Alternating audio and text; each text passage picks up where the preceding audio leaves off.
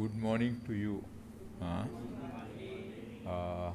After some time, I don't know what to talk. Huh?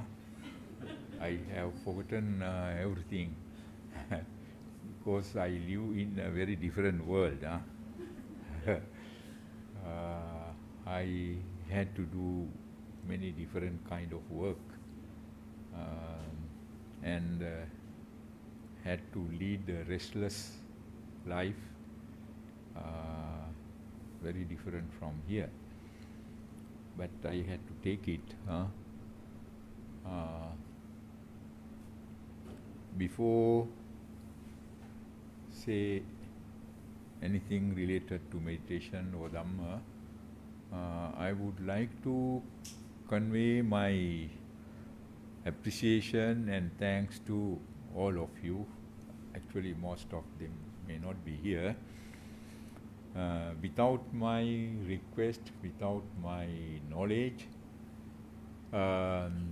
some of library members and friends had collected some donations and sent to Sri Lanka under my name.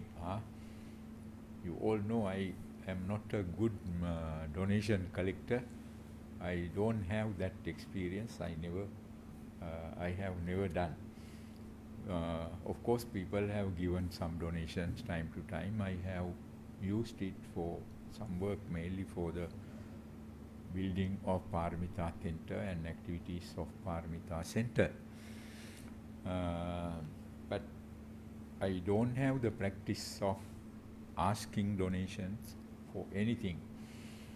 So that recent donation collected by people, I think after listening in Sri Lanka, people have some difficulties, problems. But one thing I can tell you about Sri Lanka people, with my knowledge and experience, they will never say they have. They will never say enough. That's their nature. But of course, Sri Lanka people are going through some difficulties due to some political situation and coronavirus. Before that, we had very serious problems, 30 years of war. After ending 30 years of terrible war, they were trying to come out and develop the country. Yet they had another serious problem. There was a bombing incident some time ago, just like in New Zealand. Due to the bombing incident, their economy went down very badly because Sri Lanka economy also mainly depend on tourism. So tourists coming to Sri Lanka dropped to zero after that bombing incident. There were attacks for few churches and some places. So they tried to recover from there. When they were trying to recover from that incident, this tsunami virus attack came. So they collapsed again, or their economy dropped to zero. Therefore, they are having some problems. But I can tell you, in another way, when we look at Sri Lanka, they are not so vulnerable like Singaporeans to that kind of situations, because you have to depend on everything coming from other countries. One thing I can say, Sri Lanka people never die due to, what do you call, a famine, or what do you call the word, I forget, no food, nothing, hunger. Because they have something to eat. If they are not lazy, they can prepare something, they can eat. They have rice, they have vegetables, they have land to cultivate. In that sense, they are quite okay, even better than people in India, very much better. So they won't die in hunger. But of course, many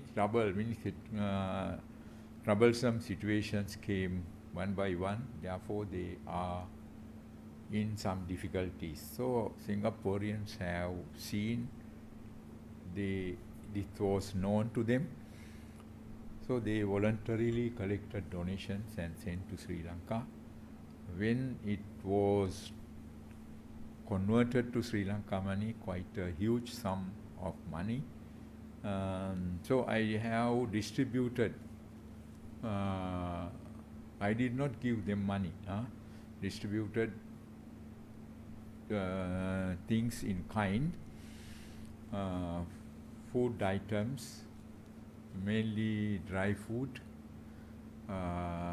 in quite a number of places in our temple area. Then Anuradhapura, in southern Sri Lanka, and quite a number of places. Then last distribution, I think you have seen, to pregnant ladies, expecting ladies. We gave them 2 types of goodie bags. One is some essential things for them immediately after deliver babies. The other one, some nutritious food items.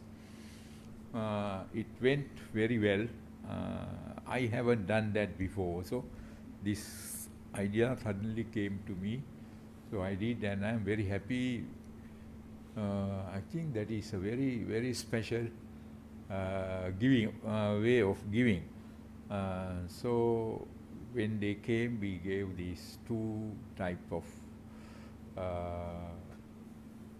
bags, then given to them small amount of money to go back by 3-wheelers, because with those bags they could not carry them and go, so we help. So that money is used, but still a bit of money left. Most probably one more time I can do some distribution when I go back. So I must express my thanks to all the Singaporeans, especially library members, Buddhist Research Society members, for organizing it. I really don't know who are the people mainly organized that, but it was a very good thing. I managed to do some good deeds because of that. So that's all about that. I think as usual we have some time, we can do some meditation. I would like to say a few words about meditation. When we talk about meditation, always we have to say similar kind of things.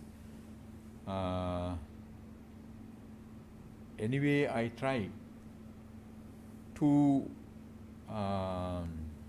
guide people towards free meditation, not very old style meditation or traditional type of meditation. It doesn't mean what I am talking about meditation is totally different from other people's meditation or teaching of meditation. I find we have some difficulties because difficulties for practicing meditation and getting some progress, because we are very traditional. When we come to meditation, we become very traditional. We depend on, if it is Theravada type of meditation, we try to depend on certain kind of texts. The most well-known text is Visuddhimagga. Visuddhimagga has taught a lot about meditation, many type of meditation, mainly metta bhavana, then insight meditation or vipassana bhavana, and these things they taught in details, especially vipassana bhavana. So some people think by following that meditation taught in Visuddhimagga, they can attain some stages of sainthood, if not some higher level of concentration. But to me, what is more important is not that attaining higher level of concentration or stages of sainthood. What is important is, to me, what is important is if learning to maintain our calmness, relaxation, freedom from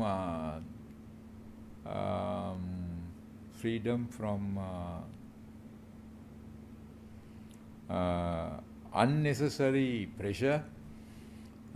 So to live in a relaxed manner or to deal with our day-to-day problems, day-to-day activity, with a kind of calmness. So if we can achieve that, if we can do that, rest will come later. But what we are trying to do is what we are supposed to achieve try to achieve at the beginning. Means jhanas or higher level of concentration and stages of sainthood. That's the way many meditation teachers are teaching meditation. Talk about those things and push people to work for attaining jhanas and higher level of, that means higher level of concentration and stages of sainthood.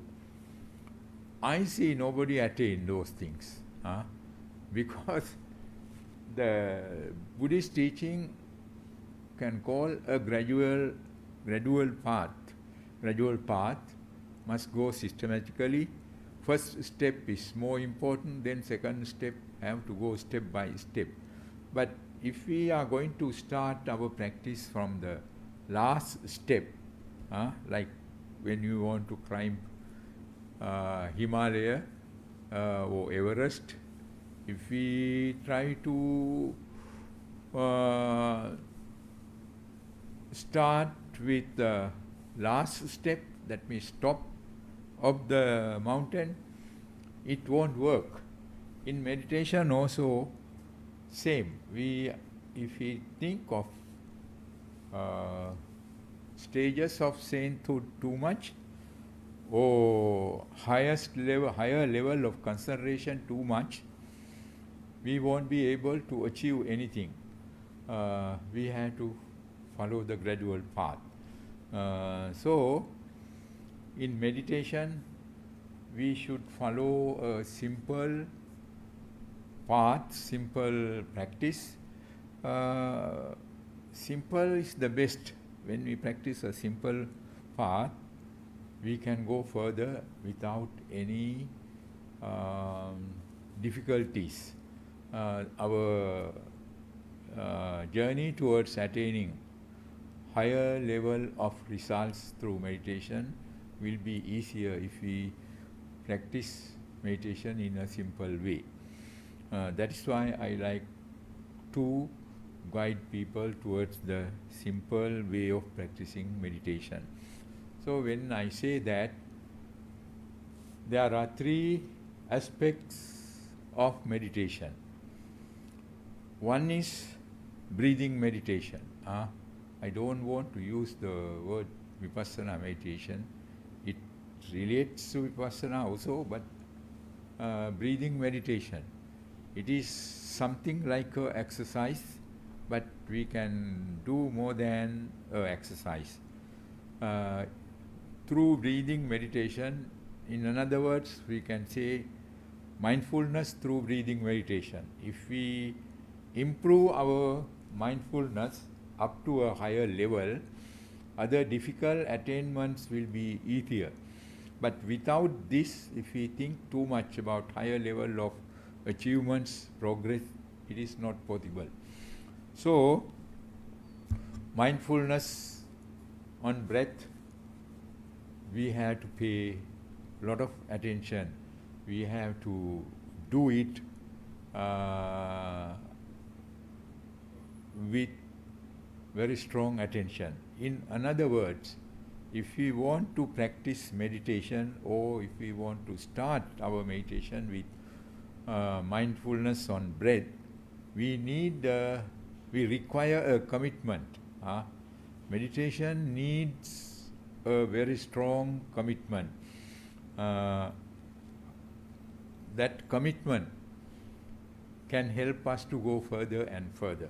Without any strong commitment, we cannot do this practice. So, it requires a very strong commitment to practice breathing meditation. Because I think you all are quite familiar with meditation. I don't say you are very advanced in meditation, but you are familiar. So, when we practice meditation at the beginning, if we pay some attention towards ourselves, we can see, when we say ourselves, for myself, there are it is like there are many people bundled with me.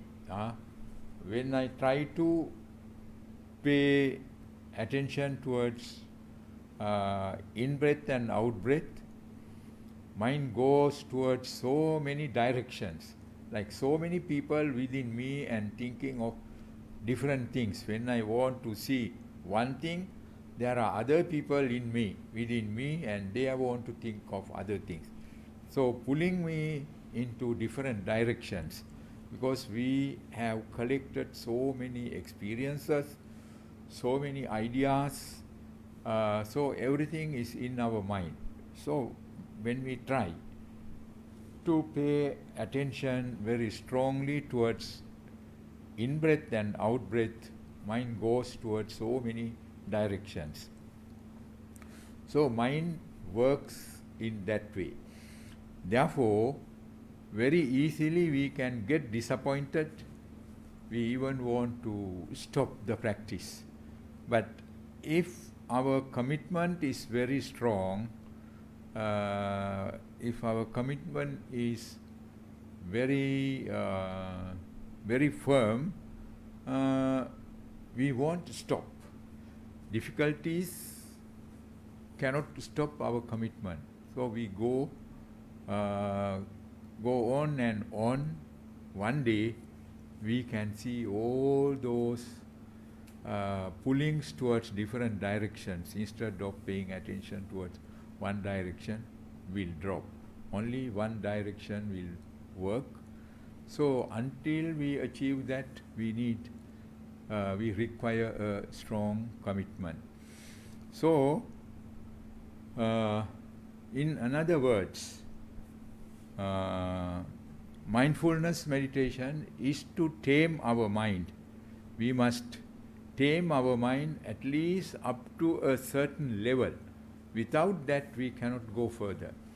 Mindfulness is the best practice to tame our mind. So we need to start mindfulness meditation. We need a very strong commitment, or we require very strong commitment. Then we can achieve some success of mindfulness. Then only we can think of other type of things.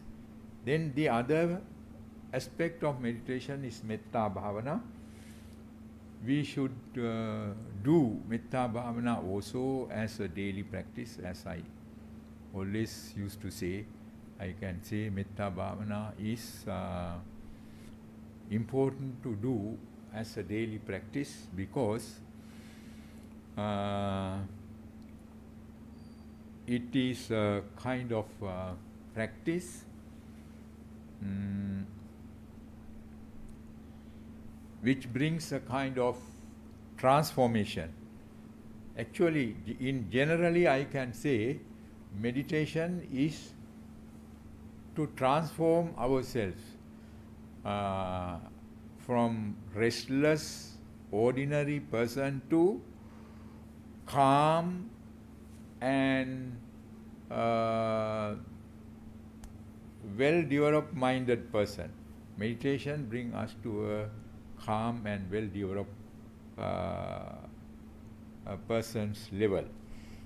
You see, when we talk about the Buddha, when we think of the Buddha, Buddha is the person who transforms the highest level a man can transform. So when we start meditation, even in simple way, we must think of that. The main objective of practicing meditation is transforming ourselves to a higher level gradually. So meditation helps for that. Among most of meditation practices, Metta Bhavana is helpful for us to transform ourselves. Metta, we all understand, we used to practice. We call it highest level of friendliness. So some people explain it in a different way. Universal love. But mainly I like to think of metta in a different way. That means love without attachment. As long as we practice love with attachment, no transformation can come to us. We cannot transform ordinary thinking to higher level of thinking or higher level of calmness. Ordinary level, that means love with attachment can make us restless, even can cause anger, even can cause jealousy, many defilements. But if we can love, practice love without attachment, no such hindrances can arise in our mind. So, metta can change our character, metta can change our behavior quite effective way.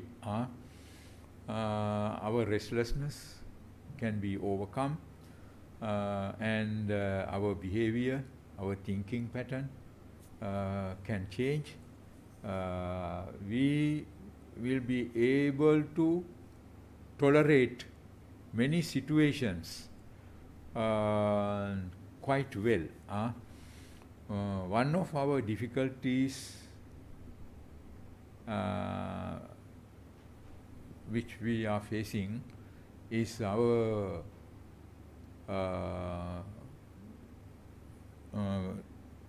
one of our problems we are facing in the society is mainly due to lack of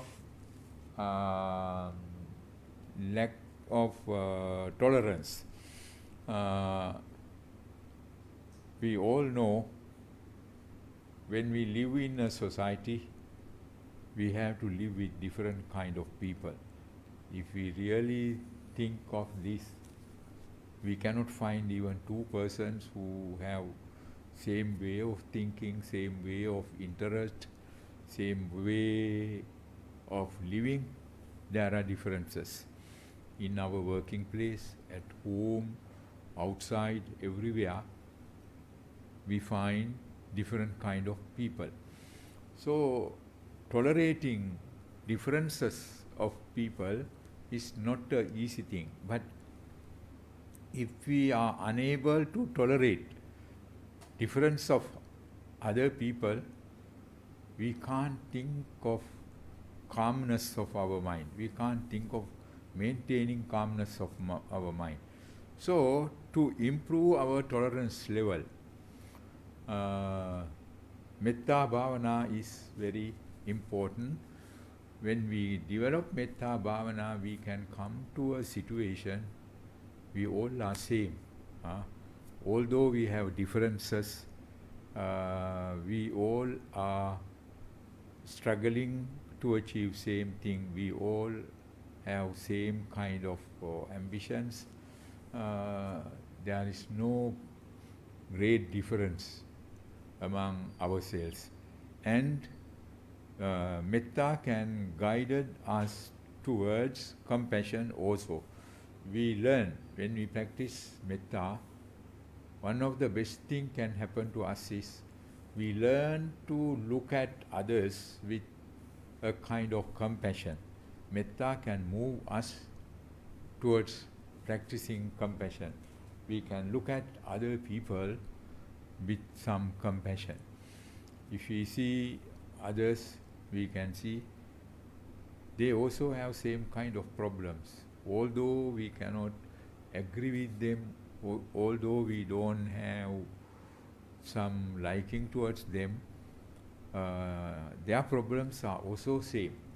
So we can see it and we can develop some compassion towards others with Metta. Metta we practice first, but automatically we can move towards compassion when we practice Metta. So in Buddhist meditation, Metta Bhavana is very helpful in this way, when we look at it in this way, to achieve a kind of transformation, a kind of change. It helps us to change our character, way of thinking, way of behavior, everything can be changed. So, breathing meditation first, then Metta meditation second, both are important.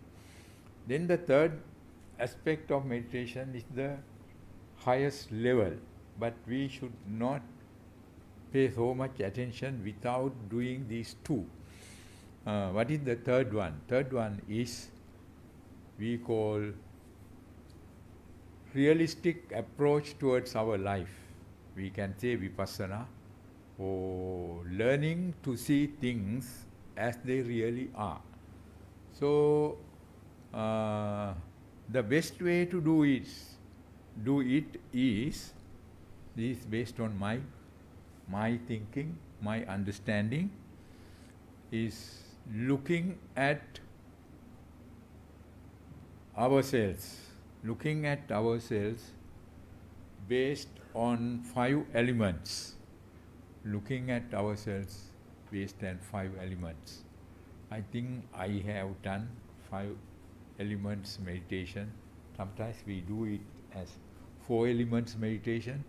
We can say 5 element meditation also. 4 elements meditation means Pathavi or hardness. Then Apo means water. Pathavi, Apo, then Tejo means fire or heat. Vayu means air. These 4 elements are very clearly can see in our body. When we say my body, I, myself, mine, nothing but 4 elements. Then when we say 5 elements, mind element or mental element. So these 5 things, when we call self, myself, nothing but these 5 elements. So 5 elements meditation linked to Vipassana. Actually, it is no different from Vipassana meditation. That is one of the essential part of Vipassana meditation. Practicing meditation based on 5 elements.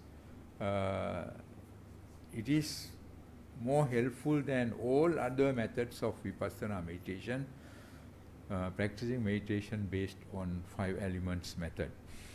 When we look at 5 elements one by one,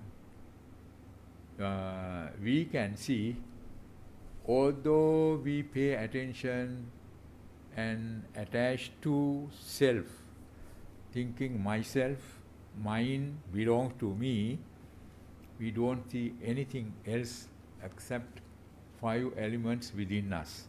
When we talk about I, myself, nothing but 5 elements. I don't go to details at this moment. So I think they are quite clear to you. In your body, you have hardness. In your body, you have water element. You have element of hardness. You have element of water. Then you have element of heat. You have element of air. Then you have mental energy. You have mind.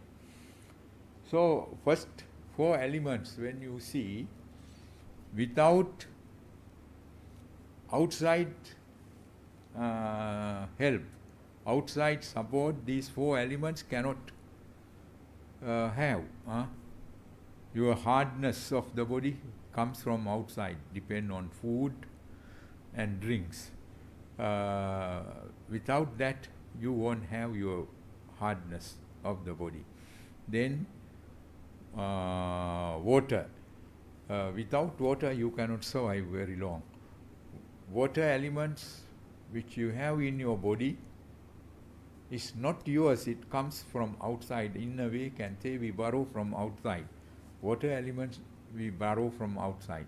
One day, what is going to happen? Water elements go back to the water element of outside in the universe. So these elements come from the universe. We borrow from the universe, but we think when these elements together, oh, there is a self, I, my, myself, mine, all these words we use. Then heat element. Heat elements of the body also come from outside. That's why we are very worried about sun. If sun doesn't appear for few days, our heat elements may disappear. Heat elements we borrow from the sun. So it is also not mine, come from outside. Then the element of air, that is the most important one. It comes to us all the time. Come and go, come and go. We breathe in, breathe out, breathe in, breathe out. Element of air comes. It helps us for the survival. No air element coming from outside, we cannot survive. So all these elements, 4 elements come from outside, we borrowed them and we survive.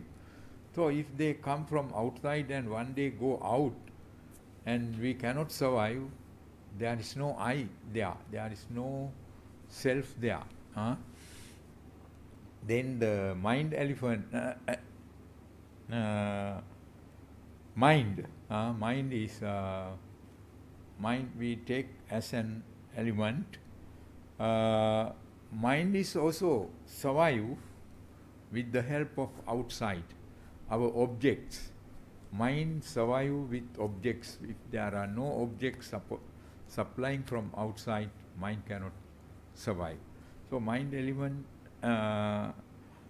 mind also survive, in other words, can say possible to survive due to objects coming from outside. So all these 5 elements survive due to borrowed support. So we, in the end, we can't see anybody within us. So this is the meditation which help us to see things based on the reality. about ourselves, if we see the reality, reality means nothing else, emptiness. So 4 elements or 5 elements meditation directed us towards emptiness. That is quite similar in certain ways, similar to emptiness taught in Prajnaparamita Sutra. I think like what Prajnaparamita Sutra teaches about the emptiness. So, in a way, it is similar to Mahayana teaching also. So, in meditation, there are 3 aspects which are very important to us. Breathing meditation, then meditation on metta, then meditation on reality based on 5 elements. These are the things we have to practice when we do meditation. But best thing is to start with breathing meditation, then metta, then go to the meditation on reality. That means based on 5 elements. So I think today we don't have time to do meditation. When you read or study about meditation, try to pay your attention towards these 3 directions. Then meditation won't be complicated. Simple.